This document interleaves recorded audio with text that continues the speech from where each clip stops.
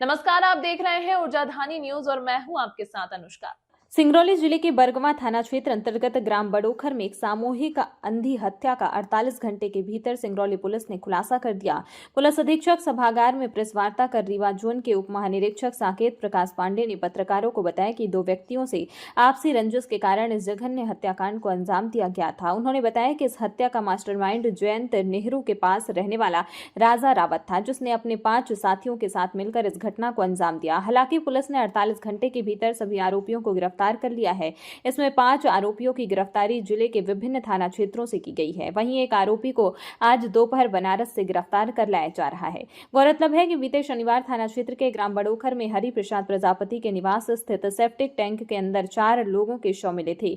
इस घटना के बाद पूरे क्षेत्र में सनसनी फैल गई थी। पुलिस ने इस मामले में कार्रवाई करते हुए हत्या का प्रकरण में अपराध क्रमांक 16/25 धारा 103(1), 331, 328, 238, 535 BNS कायम कर विवेचना शुरू कर दी है। आरोपी राजा रावत घटना की रात पूरी तैयारी से हत्या करने निकला था। उसने मृतकों को पहले पार्टी की सामग्री मुहैया कराई और फिर कुछ देर उनके साथ बीतने के बाद वह अपने साथियों को लेने निकल पड़ा। लौटने पर उसने पहले सुरेश पर 2 गोली चलाई, जिससे वह वहीं ढेर हो गया। गोली की आवाज सुनकर करण आया तो करण साहू के सिर पर भी एक गोली मार दी। इसके बाद राकेश सिंह पर 3 गोली मारकर उसे ढेर कर दिया गया। आरोपियों ने इसके बाद जोगेंद्र महतो का गला दबाकर उसके सिर पर धारदार हथियार से वार कर उसे मौत की नींद सुला दी। इसके बाद सभी के शवों को घर के बाहर स्थित सेप्टिक टैंक में फेंक फरार हो गए। सिंगरौली जिले में इस प्रकार सामूहिक हत्या का मामला पहले कभी नहीं आया था। पुलिस भी इस मामले में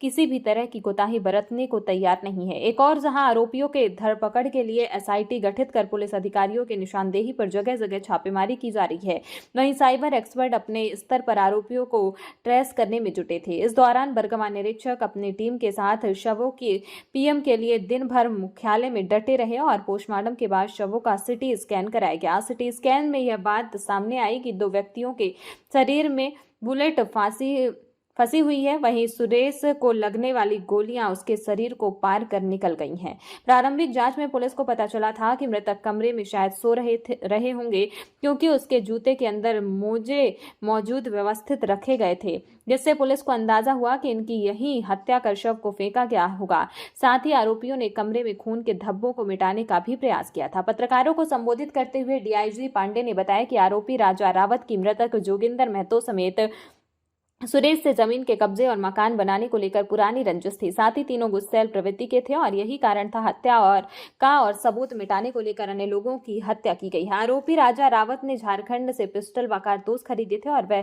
काफी समय से इस घटना को अंजाम देने की तलाश में था। गिरफ्तारी के बाद पुलिस ने आरोपी की निशानदेही पर एक देसी पिस्टल, 4 नग जिंदा कारतूस व एक खाली मैगजीन जब्त की है। वहीं अन्य आरोपियों से मोबाइल समेत अन्य हथियार भी जब्त किया है।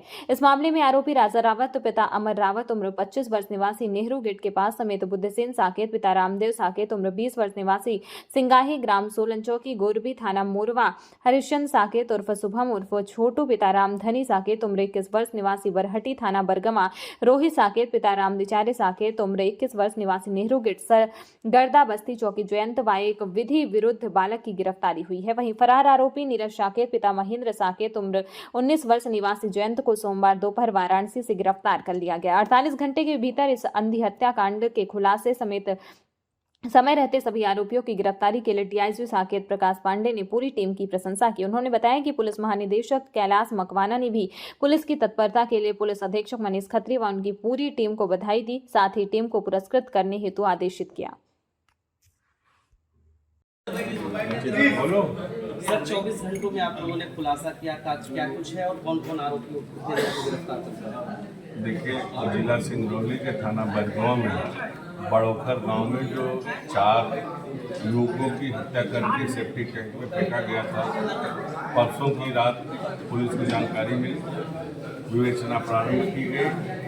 हमने SIT का गठन किया, इनमें नगद इनाम की घोषणा की गई और SP मनीष खत्री की जो पूरी टीम थी, इन लोगों ने लग के हम लोग लगातार यही कैंप किए। उसमें जो ज्ञात हुआ कि जो 4 मृतक थे, करण साहू, पप्पू महतो, राकेश सिंह और सुरेश प्रजापति, इनकी हत्या हुई थी। इसमें 6 लोगों ने मिल के पुरानी रंजिश के कारण इनको गोली मार के 3 व्यक्तियों की गोली मार के हत्या हुई है और एक को सिर में चोट और गले दबाने के कारण हुई है।